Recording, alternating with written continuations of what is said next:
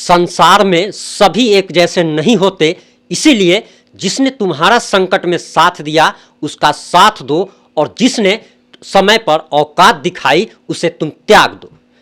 दरअसल ये बात हम क्यों बोल रहे हैं ये आपको आगे पता चल जाएगा, लेकिन उससे पहले आपको बताते चले कि दरअसल मनीष कश्यप का विरोध करने वाले और मनीष कश्यप के माँ बहन दादी नानी को मतलब गंदी गंदी गालियां देने वाले विनय दुबे के नाम से आप लोग परिचित होंगे, जो अपने हर एक वीडियो में कहता है कि मैं विनय दुबे मुंबई से, जैसे कि मुंबई उसके बाप का है। उस विनय दुबे पर एफआईआर दर्ज हो चुकी है, आगे हम इस रिपोर्ट में बताएंगे। उससे पहले आपको बताते चले कि दरअसल इन दिनों मनीष कश्यप पर जब से संकट आया है तो शुरुआत से लेकर अभी कुछ दिन पहले तक उनके साथ सिर्फ और सिर्फ गरीब, शोषित, वंचित और समझदार तबके के लोग थे। लेकिन इधर आकर कुछ सेलिब्रिटी भी अब आ चुके हैं, क्योंकि पब्लिसिटी स्टंट के लिए। और एक बात जान लीजिए, ये बड़े लोग जो भी होते हैं ये छोटे लोगों का हमेशा यूज एंड थ्रो करते हैं। आपको बताते चले कि दरअसल विनय दुबे अपने हर एक वीडियो में मनीष कश्यप को गंदी गंदी गालियां देता था, और मनीष कश्यप के जेल जाने के बाद ये काफ़ी मज़े ले करके वीडियो बना रहा था। कृपया इसके चैनल पर जाने की ज़रूरत नहीं है, क्योंकि ये जो टीआरपी चाहता है ये आप उसको जा कर के दे देंगे। लेकिन आपको बताते चले कि इस पर अब इस मामले में एफआईआर हो चुकी है, और एफआईआर दर्ज कराया है दीपक शर्मा जी ने। जो भी हिंदू सनातनी हैं वे दीपक शर्मा जी को जरूर जानते होंगे, और दीपक शर्मा जी ने ट्वीट करके बताया है कि ये विनय दुबे नाम का शख्स बिना वजह खुद के एंटरटेनमेंट के लिए आए दिन फिजूल के एडिटेड फेक ट्वीट्स में टैग करके परेशान करता रहता है, जबकि मुंबई में ही इस पे आर्म्स एक्ट, दंगा फैलाने, महामारी फैलाने के कई मुकदमे दर्ज हैं। आप इसका इलाज क्यों नहीं करते? @DGP महाराष्ट्र, यानी कि डीजीपी महाराष्ट्र से ये निवेदन किया गया है। आपको बताते चले कि मनीष कश्यप पर यही विनय दुबे आदतन अपराधी होने का, आतंकवादी होने का, जिहादी होने का खुलेआम आरोप लगा रहा था। इसको खुद मतलब इसके नाम पे खुद महाराष्ट्र में कई केस दर्ज हैं, और इसका खुलासा दीपक शर्मा जी ने किया है। वहीं दीपक शर्मा जी ने इसके ऊपर कानपुर में एफआईआर भी दर्ज कराई है। आपको बताते चले कि दरअसल दीपक शर्मा जी, आपके स्क्रीन पे भी चल रहा होगा, दीपक शर्मा साफ साफ लिखते हैं कि विनय दुबे पर महिला की फोटो से छेड़छाड़ कर उसकी इज्जत से खिलवाड़ करने पर IPC 354C में मुकदमा दर्ज। धन्यवाद कानपुर पुलिस।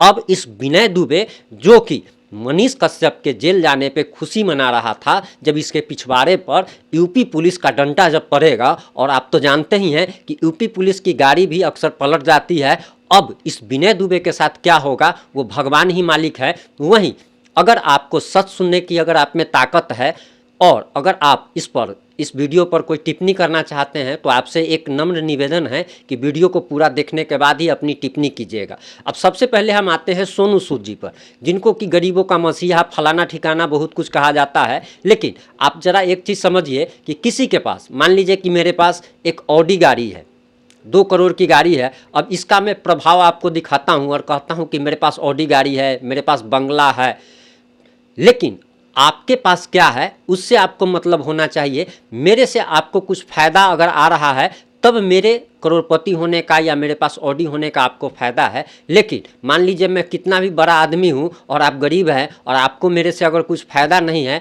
तो मेरे पास कुछ भी रहे उससे आपको क्या मतलब है। अब यही बात सोनू सूद के साथ लागू होती है कि जब मनीष कश्यप पे जब संकट आया तो यही सोनू सूद बिल में छुप गए थे, लेकिन बिल से अभी बाहर निकल आए हैं, क्योंकि कोई भी सेफ जोन ढूंढता है, ये बड़े लोग सेफ जोन ढूंढते हैं। और यही अगर ट्वीट मनीष कश्यप के जेल जाने से पहले करते तो सरकार पर दबाव पड़ता, और हो सकता था कि इसका मतलब एक आशुतोष कुमार हैं, ये भी कह रहे थे कि सरकार से बात चल रही है और एफआईआर वापस ले लिया जाएगा।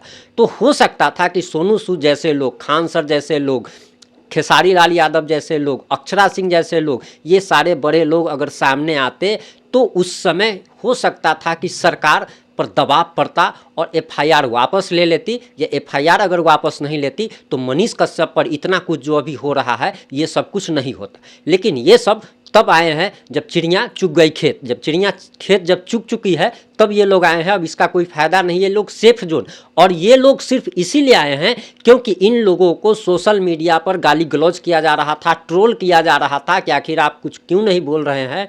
तो अपना नाम बचाने के लिए, क्योंकि इनका एक परसेंटेज अब आपको बताते हैं कि जैसे तेजस्वी यादव का वोट बैंक लगभग 3 करोड़ वोट मनीष कश्यप के एक आंसू ने बहा दिए। उसी तरीके से मसीहा के रूप में जिस सोनू सूद को पेश किया जाता था, अब इनकी जब परतें खुलनी शुरू हुई, जब इनका मुखौटा उतरना शुरू हुआ कि आखिर ये एक सच्चे व्यक्ति का सपोर्ट क्यों नहीं कर रहे हैं, जब सोशल मीडिया पर लोग इनको ट्रोल करने लगे, तब ये सामने आए अपना इज्जत बचाने के लिए, अपना नाम बचाने के लिए कि हमारा मसीहा वाला जो रूप है वो बना रहे। ये बात हो गई। अब दूसरा आते हैं हमारे एक कुमार अभिनव भैया हैं, पब्लिक प्लेटफॉर्म चलाते हैं, आप सभी लोग उनसे परिचित होंगे। कुमार अभिनव भैया का भी मैं मतलब काफ़ी सम्मान करता हूं, सोनू सूद का भी करता हूं। मैं इन लोगों का कोई विरोध नहीं कर रहा हूं, लेकिन आप लोगों के कुछ लोगों के आंखों पर जो पट्टी पड़ी हुई है उसे मैं हटाने आया हूं, बस यही करने आया हूं। कुमार अभिनव भैया कल लाइव आते हैं, जो कि वीडियो हमने अपने चैनल पर भी चलाई है, आप जा कर के देख सकते हैं कि उस वीडियो में कुमार अभिनव भैया क्या कर रहे हैं कि मनीष कश्यप के समर्थकों को और चाहने वालों को डरा रहे हैं और बुरी तरीके से डरा रहे हैं, और ये बात कह रहे हैं कि अब तो सरकार ने, तमिलनाडु सरकार ने कपिल सिब्बल को खड़ा कर दिया, मनीष कश्यप अब निकल ही नहीं पाएगा, फलाना ठिकाना, बहुत कुछ बात बोला जा रहा है और बहुत कुछ उन्होंने बोला है, आप जा कर के वीडियो देख सकते हैं। अब एक चीज़ हम आप लोगों को अब क्लियर कर दें कि दरअसल लालू प्रसाद यादव जब चारा घोटाला के आरोपी थे तो उन्होंने देश के सबसे बड़े वकील राम जेठमलानी को अपने पक्ष में खड़ा किया था, और राम जेठमलानी लालू प्रसाद यादव का केस लड़े थे, लेकिन राम जेठमलानी एक बहुत बड़ा नाम, फिर भी लालू प्रसाद यादव को सजा होने से नहीं बचा पाए थे। अब आपको बताते चले कि इसको लेकर भी हमने वकील साहब से बात की थी, उस वीडियो को भी आप देख सकते हैं। यानी कि कोई कितना भी बड़ा वकील हो, उसका कोई भी प्रभाव कोर्ट पर नहीं पड़ता। कपिल सिब्बल हो या कपिल सिब्बल का कोई और आ जाए, मतलब ठीक ना, हम उतना नहीं बोल पाते हैं कैमरे के सामने, कैमरे का लिहाज थोड़ा करते हैं, कोई भी आ जाए लेकिन कुछ नहीं कर सकता और कोर्ट पर उसका कोई भी प्रभाव नहीं पड़ता है, चाहे कपिल सिब्बल आ जाए, चाहे कपिल सिब्बल का कोई भी आ जाए। अब एक चीज़ और जान लीजिए आप लोग कि देखिए, मनीष कश्यप को अपने आप को कोर्ट में निर्दोष साबित नहीं करना है। अगर आप लॉ का टोटल अगर सब कुछ अगर जानिएगा तब आपको समझ में आएगा कि मात्र 2-3 केस ही होता है। ये सिर्फ मनीष कश्यप के केस में ही नहीं है, मात्र 2-3 केस होता है, जैसे कि रेप केस और पॉस्को एक्ट। इसमें सिर्फ अपने आप को जो भी दोषी होता है उसको निर्दोष साबित करना होता है, जिस पर भी आरोप लगता है आरोपी को अपने आप को निर्दोष साबित करना होता है। लेकिन मनीष कश्यप के ऊपर जितनी भी धाराएं लगाई गई है, मनीष कश्यप को कोर्ट में अपने आप को निर्दोष साबित करने की कोई ज़रूरत नहीं है, बल्कि जो अगली पार्टी है, स्टेट हो या फिर तमिलनाडु सरकार जो भी है, इसको कोर्ट में दोषी साबित करना है मनीष कश्यप को। तो एक तरीके से मनीष कश्यप के समर्थकों को कुमार अभिनव भैया द्वारा डराने का प्रयास किया जा रहा है। देखिए एक चीज़ और आप समझिए, होता क्या है कि कोई भी व्यक्ति जब हॉस्पिटल में जब रहता है तो वो अगर ठीक नहीं भी होने वाला होता है तो उसको कहा जाता है कि नहीं, आप ठीक हो जाइएगा। कोरोना के दौरान क्या हुआ, जितने लोग कोरोना से नहीं मरे उतने लोग कोरोना के डर से मर गए। एक मेंटल प्रेशर होता है, तो मेंटल प्रेशर बनाने का प्रयास जो है कुमार अभिनव द्वारा किया जा रहा है कि उनके समर्थकों का हिम्मत तोड़ने का। हिम्मत देखिए, आप तभी तक जिंदा हैं जब तक आपकी हिम्मत जिंदा है। आपका हिम्मत खत्म तो आपको हार्ट अटैक आ जाएगा, आप 1 सेकेंड में नीचे से ऊपर पहुंच जाइएगा। तो हिम्मत तोड़ने वाली बात जो है एक तरीके से मेंटली रूप से, मानसिक रूप से तोड़ने का प्रयास जो किया जा रहा है। और हम शायद ये बात हमको नहीं बोलना चाहिए, लेकिन ये बात हमको बोलना पड़ रहा है कि कुमार अभिनव भैया का जो बोली था उस हिसाब से लग रहा था साफ साफ कि ये तेजस्वी यादव के एजेंट के रूप में काम कर रहे हैं। अब कैसे कर रहे हैं इस बात को मैं बताता हूँ। अभी मनीष कश्यप पर एक के बाद एक जो FIR की गई, वो क्यों की गई अब आपको सुन लीजिए। जैसे ही सरकार को लगा कि ये एक FIR जो हुआ है इसमें मनीष कश्यप को आसानी से बेल मिल सकती है, तो आप देख रहे होंगे कि जैसे ही मनीष कश्यप के तमिलनाडु से बिहार आने की बात होती है तो NSA लगा दिया जाता है, NSA लगा दिया गया। यानी कि एक मुसीबत से जैसे ही आप निकलने का प्रयास करते हैं आपके ऊपर दूसरा मुसीबत लाद दिया जा रहा है। यानी कि कहीं ना कहीं सरकार मानसिक रूप से परेशान कर रही है, और मानसिक रूप से इसलिए परेशान कर रही है कि आप जरा सोचिए कि जिस धारा में बिहार में FIR दर्ज हुई उसी धारा में तमिलनाडु में सिर्फ एक जगह में नहीं बल्कि 3 जिलों में FIR दर्ज हुई। यानी कि आप सोचिए कि एक ही धारा में 3 जगह इसीलिए किया गया क्योंकि उसको 3 जगह जाना पड़ेगा, मानसिक रूप से परेशान होगा। यानी कि मनीष कश्यप को मानसिक रूप से टॉर्चर करने का प्रयास सरकार कर रही है, और यही काम कल आकर के कुमार अभिनव कर रहे थे कि मानसिक रूप से तोड़ने का प्रयास कर रहे थे। तो ये आप लोग को कहाँ तक सही लगता है ये ज़रा ज़रूर बताइएगा। और हम एक बार फिर से रिपीट कर दे रहे हैं कि मैं ना तो कुमार अभिनव का विरोध कर रहा हूँ, ना तो सोनू सूद का विरोध कर। अब विरोध करने का मेरा औकात भी कहाँ है, विरोध करने का मेरा औकात भी कहाँ है। मैं तो एक पिद्दी सा आदमी हूँ, मैं तो एक पिद्दी सा आदमी हूँ, शरीर में मेरे जान भी नहीं है, ठीक ना। तो मैं इन लोगों का विरोध नहीं कर रहा हूँ, मैं बस आप लोगों की कुछ लोग जो अभी तक लग रहा है कि सोनू सूद बहुत बड़ा मसीहा है, सोनू सूद बहुत बड़ा मसीहा है, तो उनको एक चीज़ मैं और फिर से दोहरा दे रहा हूँ कि संसार में सभी एक जैसे नहीं होते। इसीलिए जिसने तुम्हारा संकट में साथ दिया तुम उसका साथ दो, और जिसने समय पर औकात दिखाई उसे तुम त्याग दो। आप एक उदाहरण छोटा सा मैं देता हूँ कि आपके घर में अगर कोई मोबाइल ही हो, मान लीजिए कोई मोबाइल हो, वो अगर ख़राब हो गया तो क्या आप उसको कहाँ रखते हैं? आप उसको कहीं ऐसी जगह फेंक देते हैं जहाँ से वो अब तो कोई यूज है ही नहीं है, उसको रख देते हैं, मतलब गताल खाता में रख दिया जाता है, उसका कोई यूज नहीं है। क्यों? क्योंकि अब उसकी ज़रूरत नहीं है।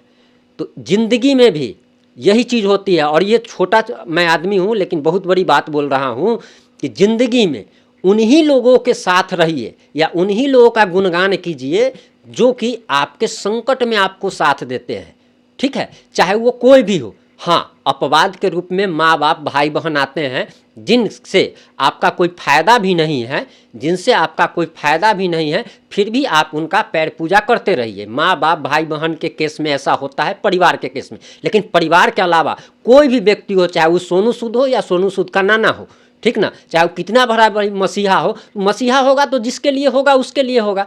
वो आपके लिए क्या है, वो आपके लिए क्या कर रहा है, ये बात मायने रखती है। और सोनू सूद हो या कोई भी हो, जब संकट आया था तब तुम नहीं आए थे, और अभी तुम इसीलिए आए हो क्योंकि तुमको लोग सोशल मीडिया पर ट्रोल कर रहे हैं, सोशल मीडिया पर तुमको लोग खोज रहे थे कि मनीष कश्यप तुम्हारा इतना पब्लिसिटी किया, तुम्हारा इतना इंटरव्यू किया, तुमको इतना प्रमोट किया कि गरीब के मसीहा, गरीब के मसीहा, गरीब के मसीहा, और तुम कहाँ हो। और एक चीज़ मैं आपको बता देता हूँ, मेरा मनीष कश्यप से कोई लेना देना नहीं है, लेकिन मैं मनीष कश्यप के लिए पिछले 18 मार्च से लगातार इसलिए कर रहा हूँ क्योंकि मनीष कश्यप एक सच्चा आदमी है। मनीष कश्यप से हमको कोई फ़ायदा नहीं है और भविष्य में होगा, और भविष्य में भी मान लीजिए मेरे ऊपर कोई संकट आएगा तो ये भी हो सकता है कि मनीष कश्यप मेरे लिए आवाज़ ना उठाए, हमको उसकी आशा भी नहीं है। लेकिन आप ये बात जान लीजिए कि ज़िंदगी में कभी भी वैसे लोगों के साथ मत रहिए, या वैसे लोगों को आप ज़्यादा मतलब ये मत दिखाइए जो आपके संकट में साथ नहीं देता है। बाद बाकी मैंने आपको बता दिया कि विनय दुबे अब जेल जाएगा, जो कि मनीष कश्यप को गंदी गंदी गालियां देता था। वहीं आपको बताते चले कि आशुतोष कुमार जो कि भूमिहार ब्राह्मण एकता मंच संगठन के राष्ट्रीय अध्यक्ष हैं, संयोजक हैं, और राजपा एक पार्टी है जिसके वे राष्ट्रीय अध्यक्ष हैं, उन्होंने साफ साफ कहा है कि जंजीर बढ़ा अब साध मुझे, हाँ दुर्योधन बांध मुझे। उन्होंने साफ साफ बिहार सरकार को चैलेंज किया है। और 250 किलोमीटर, ये सुनने में तो बड़ी छोटा लगता है, लेकिन 250 किलोमीटर इस गर्मी में पैदल यात्रा कर ये लोग राजभवन तक पहुंचेंगे और राज्यपाल से मिलकर ज्ञापन सौंपा जाएगा। हजारों लाखों की संख्या में लोग इनके साथ जुटेंगे, मनीष कश्यप के समर्थक जुटेंगे, और मनीष कश्यप के न्याय के लिए आवाज़ उठाया जाएगा। अगर आपको हमारी रिपोर्टिंग अगर पसंद आती है तो चैनल को सब्सक्राइब जरूर कीजिएगा, अपनी अनमोल टिप्पणी जरूर दीजिएगा। जय हिंद, जय भारत, जय बिहार।